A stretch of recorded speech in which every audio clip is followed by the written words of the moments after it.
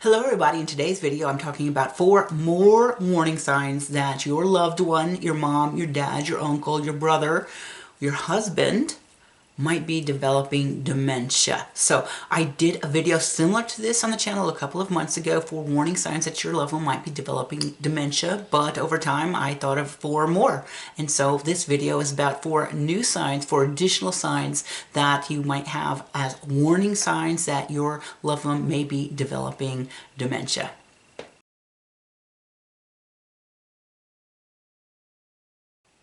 So my name is Dawn Dickinson. The channel is Reflections and Insights for Life Over 55. I post videos like this to help people our age, baby boomers and slightly above, slightly below, enjoy the golden years of their life. Now I have this series of videos I'm posting about dementia where I talk about things that were observations of what I noticed with my own mother, who's been diagnosed in 2020 with both Alzheimer's disease and the vascular dementia. So a lot of these videos I like to share them because it's somewhat therapeutic for me. I witnessed my mother go from a thriving, independent woman with a fantastic social life, amazing ability as an artist to create beautiful artwork that were far above all of our peers, to watch her go from that point in a very short time shrivel up mentally to have the capacity of a 5-year-old where she has to be in a memory care facility because she's not only unable to take care of herself, but at this point she is also in a wheelchair and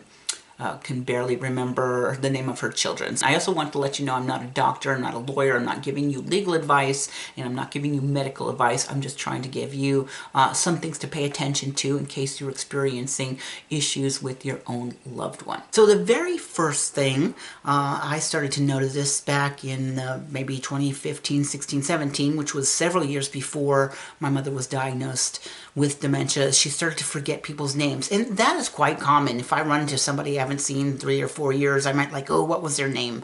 But in this case, it would be people that we knew very well. So for instance, my mother and I were very active in a local art club that my mother had gone to since the late 1980s, and I had probably gone to since about 2003. So my mother had known all of these people for many years, and occasionally she would come up to me in one of the meetings and say, hey, Dawn, who is that lady over there? What is her name? And I'm like, oh, Mom, that's Agatha. Remember, it's Agatha. Yeah, she's been a club member forever. And she'd be like, oh, yeah, it's Agatha. And then she'd go over and start having a conversation with Agatha.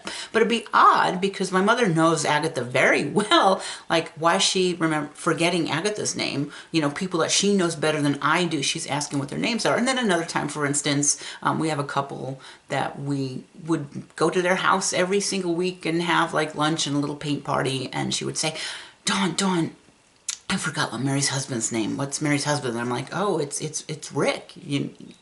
And she's like, oh, yeah. And I'm like, again, no, we see these people every single week. We just saw them last week. So it was a bit odd that she's forgetting names of people that she knows pretty well. And of course, this is a sign down the road, years to come now. She has asked me what my name is. You know, I'm her daughter, and I was visiting her a few months ago, and she's like, I'm sorry, honey, I forgot what your name is. You know, so I'm not sure she doesn't just forgot my name or if she forgot that I'm her daughter, which I think it's actually both. She doesn't know who I am, and occasionally she will ask, oh, what's your name? And I'm like, oh, it's Dawn, you know, Mom, I'm your oldest child. So forgetting people's name, that is kind of one of the first things that happened very early on, and it can be concerning. But then again, if it's somebody you hadn't seen for years and it happens, I wouldn't be alarmed. But if it starts consistently happening that your loved one is forgetting names of people that they shouldn't be forgetting, you might want to just put that note in the back of your head that you might want to follow up with that.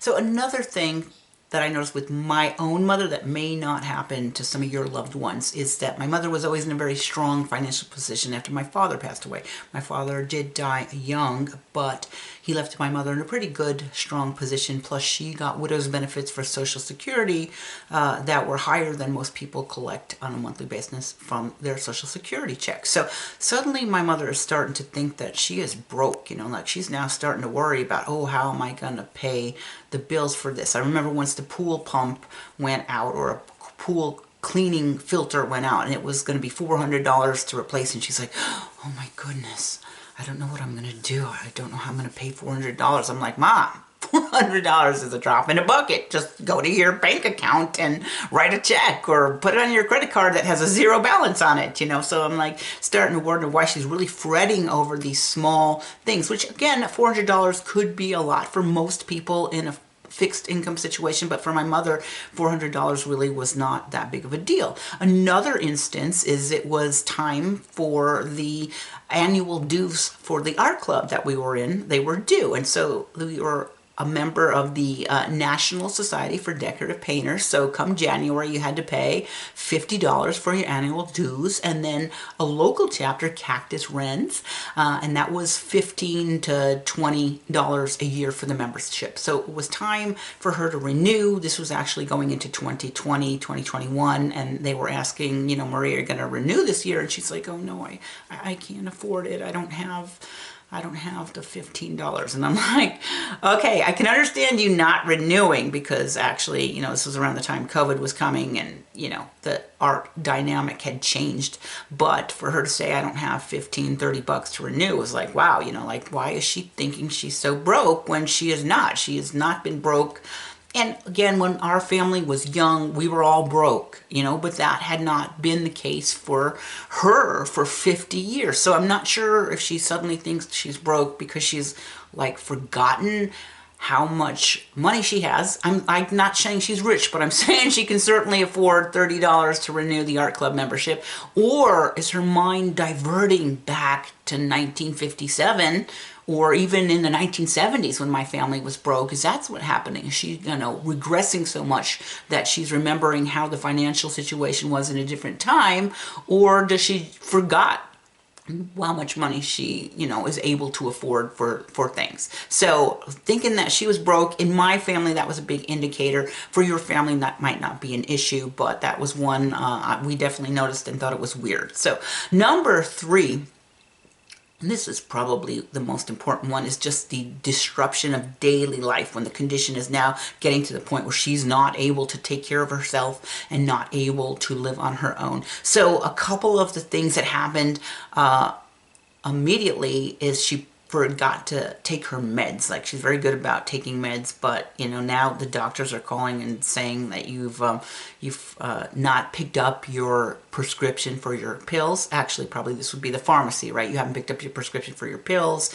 that she would be missing doctor's appointments. The doctor would call and, you know, you had an appointment last Thursday and you didn't make it, and she had just forgotten completely. Now, my mother was very good about writing things on the calendar. Of course, remember, as old school people, we had a calendar and we'd write in, you know, Dr. Jones Wednesday at 10. You know, my mother always did that, never missed appointment, but now she's missing doctor's appointments. She's forgetting to pick up her pills at the pharmacy, which means she's probably forgetting to take the pills. So this is really disrupting her daily life. Now she, at least at the end of 2018, at one point, I lived very close to my mother, which was very nice. I miss those days, but my mother was always a fantastic cook. When we were a family, she would always have meals prepared at 6:15 every day, and after my father passed, she was still able to cook for herself. She would have plenty of frozen foods in the freezer, and she never had a problem, you know, cooking meals for herself. But suddenly,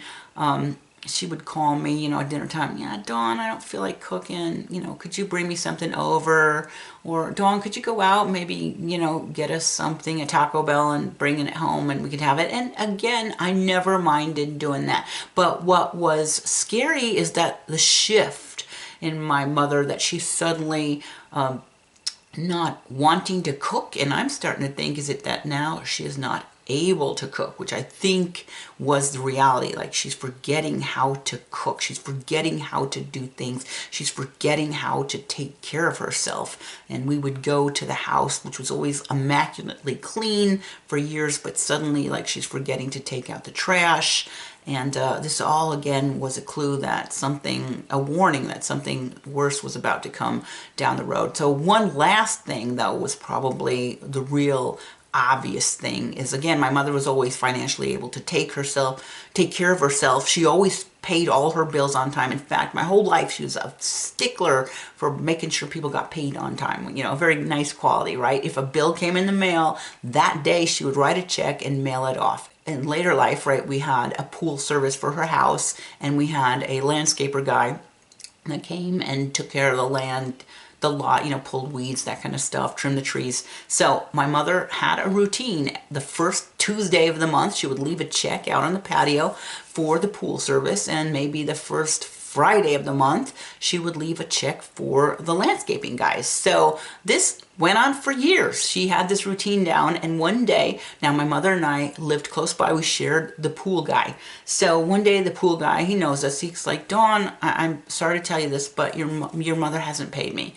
And I'm like, oh, that's a little bit odd, but I'll get a check and I'll leave it out for you. So, I think all is good. I write the check for $100 or whatever it was. And then he calls me a couple of days later. He goes, oh, Dawn, thank you so much for the check, but your mother hasn't paid me in 4 months. And I'm like, whoa. Now that is an indication that something is wrong, because my mother is either forgetting to pay him, or forgetting how to write a check, or forgetting the amount or something, but she's too afraid. Either she is too afraid to say, Dawn, I need help paying the bills, or she just forgets that she's supposed to pay bills, but her forgetting important things that are needed to continue on with her life, forgetting how to pay bills, forgetting how to cook, forgetting you need to take meds, those kind of things that disrupt the daily life and make it to the point that she can no longer live on her own. That was the big number 3 on a sign that she was about ready to be diagnosed with a dementia.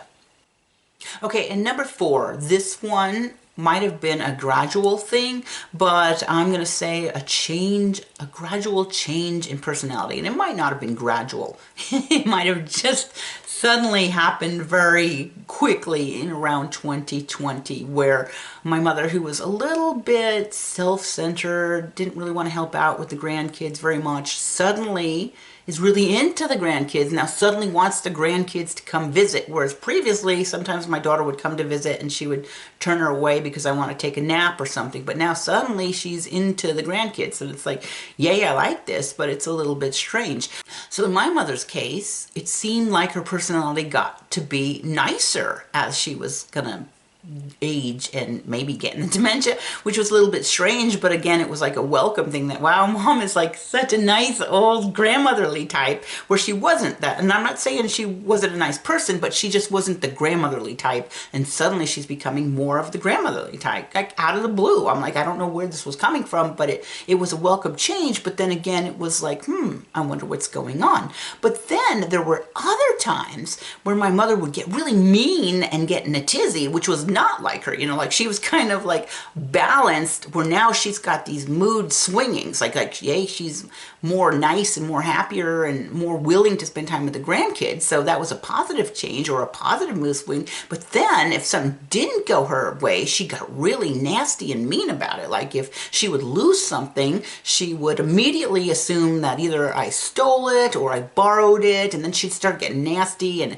accusing me of taking her stuff. And I'm like, where did this come from? Like, yeah, one thing was like an art stylus, which was probably like a $4-5 item that we probably each of us as an artist have 4 or 5 of them. She would leave the sneak, check my stylus, Dawn, where's my stylus? I need it. And I'm like, and she'd be all mad at me. But the other thing that was really a concern is a couple times as you get age, she's in the hospital now on a hospital stage, and she is holy terror in the hospital. I mean, the last time she was in the hospital, she actually ended up biting one of the nurses. It was like, holy, what? No, you gotta be lying, but it's like, no, sure enough, she bit one of the nurses that was trying to take care of her, and nasty and screaming, get me out of here, and then calling me on the phone, come get me. Come get me. And I'm like, I can't get you. The doctor hasn't released you. So you would have this mood swing, but definitely a change in the personality that was very concerning. And then again, later on, we find out, this dementia has been happening, and it's been, the Alzheimer's was probably gradual, but I think what caused it to be suddenly in 2019, 2020, so intense and so rapid was she also had the vascular dementia. So I think the Alzheimer's was first. It was gradually creeping in where we would see the forgetting of names and the maybe losing things and getting lost. But then suddenly something may have happened. She may have had a mini stroke or something that made the vascular dementia now come on so rapidly. And at that point, her mental capacity declined very rapidly.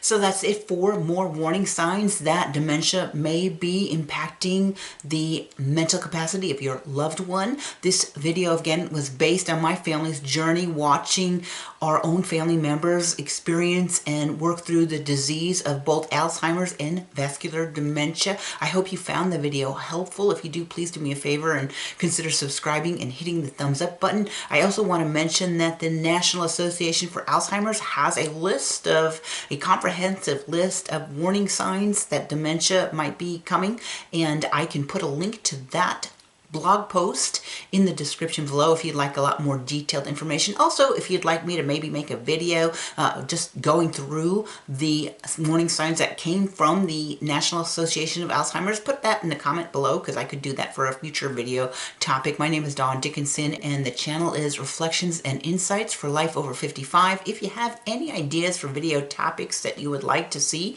drop that in the comments below because I'm always interested in finding information that will help people our own age cope with some of the things that life throws at us. So I hope you have a great week, and I hope to see you back here again next week.